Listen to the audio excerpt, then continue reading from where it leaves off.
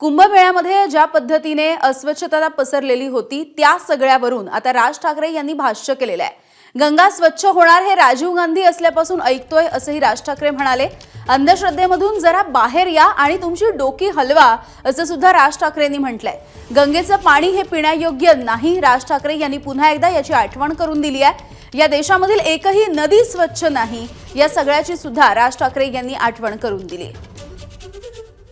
तर आता तुम्ही श्रद्धा आणि अंधश्रद्धा यातला फरक ओळखा असं सुद्धा राज ठाकरे यांनी आवाहन केलेलं आहे।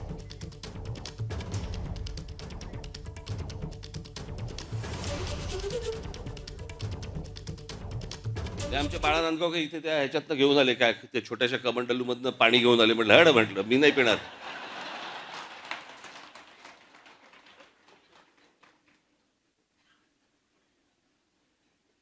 अहो मला सांगा, आता तो सोशल मीडिया आल्या पूर्वीच्या काळात ठीक होतं। मी त्या सोशल मीडियावरती बघतोय माणसं तिथे आलेल्या बाया बिया घासतायत ह, आणि बाळा नांदगावकर साहेब गंगेचं पाणी कोण पिईल ते पाणी? चला आत्ताच करोना गेलाय, कोणाला त्याच्याशी काही देणं घेणं नाही। 2 वर्ष झाले तोंडाला फडकी बांधून फिरले आणि तिकडे जाऊन जाऊन आंघोळ करतायत। एक नदी या देशामधली स्वच्छ नाहीये, एक नदी। आणि आम्ही काय नदीला माता। परदेशामध्ये आम्ही अनेकदा जातो त्यावेळेला बघतो तिकडच्या नद्या स्वच्छ नद्या। राजीव गांधी असल्यापासून ऐकतोय मी गंगा साफ होणार।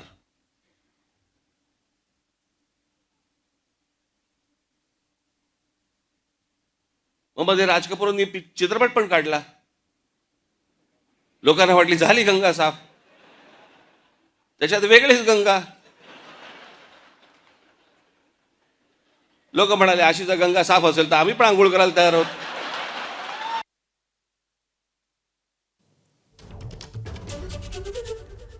तर महाकुंभमेळ्याच्या निमित्ताने ज्या पद्धतीने गंगेमध्ये अनेकांनी जाऊन स्नान केलं आणि गंगा ज्या पद्धतीने तिथला परिसर असेल, गंगेचं पाणी असेल, ज्या पद्धतीने अस्वच्छ झालेला होता त्यावरून राज ठाकरे यांनी भाष्य केलेलं आहे। गंगा स्वच्छ होणार हे अगदी राजीव गांधी असल्यापासून ऐकतोय, मात्र अद्यापही ती काही स्वच्छ झालेली नाही असं सुद्धा राज ठाकरेंनी म्हटलं। आणि एकूणच या श्रद्धा अंधश्रद्धेच्या या सगळ्या गोष्टींमधून जरा बाहेर या, डोकी हलवा, स्वतःच्या डोक्यानं विचार करा असंही राज ठाकरे यांनी म्हटलेलं आहे। आज मनसेचा वर्धापन दिन आहे आणि या निमित्ताने राज ठाकरे हे पुण्यामधल्या कार्यक्रमात बोलत होते। भाजपचे नेते अतुल भातखळकर आपल्या सोबत आहेत। अतुलजी, राज ठाकरे यांनी एक वक्तव्य केलेलं आहे, गंगेमधल्या ज्या पद्धतीने आपण अस्वच्छता पाहिली त्या संदर्भातलं काहीसं हे वक्तव्य आहे। त्यांनी असं म्हटलंय की ज्या वेळेला नांदगावकर हे त्यांना गंगेचं पाणी घेऊन गेले त्यावेळेला त्यांनी एकूणच त्या अस्वच्छतेची आठवण करून दिलेली आहे आणि राज ठाकरेंनी श्रद्धा आणि अंधश्रद्धा यामधला फरक तुम्ही समजून घ्या असंही म्हटलंय। नाही, तर राज ठाकरे एक विरोधी पक्षामध्ये असलेले नेते आहेत आणि त्यांना त्यांची मतं व्यक्त करण्याचा 110% अधिकार आहे। पण गंगा मुळातच गंगेचं पाणी त्याच्या नैसर्गिक वैशिष्ट्यांमुळे कायम शुद्ध राहतं। हे खरं आहे की गंगा नदी गेल्या 40, 50, 60 वर्षामध्ये प्रदूषित होत चालली होती। स्वर्गीय राजीव गांधींनी एक प्रकल्प हातात घेतला पण तो दुर्दैवाने यशस्वी नाही झाला। माननीय मोदीजींनी नमोमी गंगा या नावाखाली गेल्या 10 वर्षापासून हा प्रोजेक्ट हातात घेतलाय आणि यातले अनेक एसटीपीचे प्रोजेक्ट्स असतील, गंगा शुद्धीकरणाच्या अजून काही योजना असतील, या पूर्णत्वाला पोहोचल्या आहेत। आज गंगेमध्ये त्या भागातली राहणारी लोक कारखान्याच्या माध्यमातून, अन्य माध्यमातून जी काही विदाउट ट्रीटमेंट पाणी गंगा नदीत सोडतात, त्यामुळे ती गंगा नदी अशुद्ध होत असते।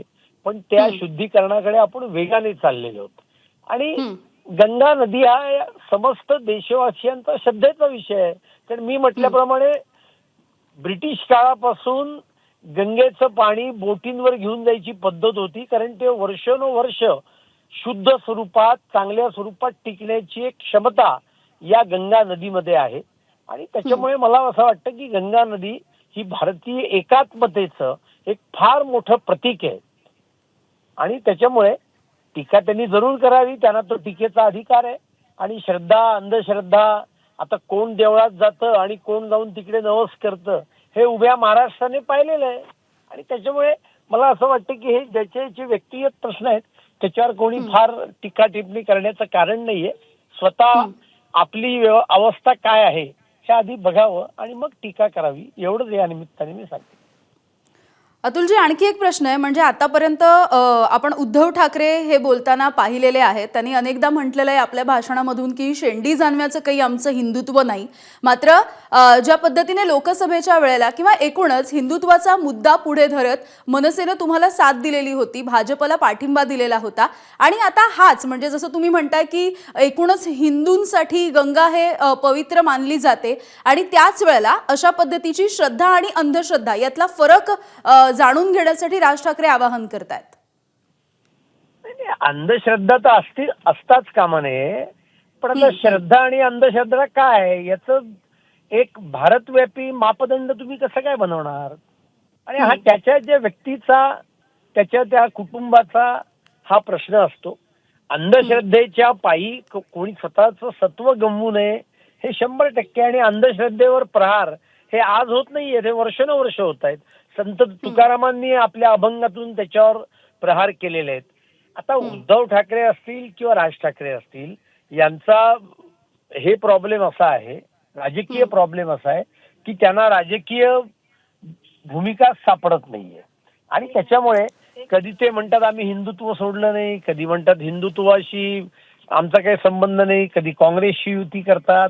आणि त्याच्यामुळे नक्की भूमिका काय आहे हे त्यांना समजत नसल्यामुळे अशा प्रकारची वेगवेगळी विधानं ते करतायत. ठीक आहे. अतुलजी, धन्यवाद तुम्ही बातचीत केलीत यासाठी. एबीपी माझा, उघडा डोळे बघा नीट.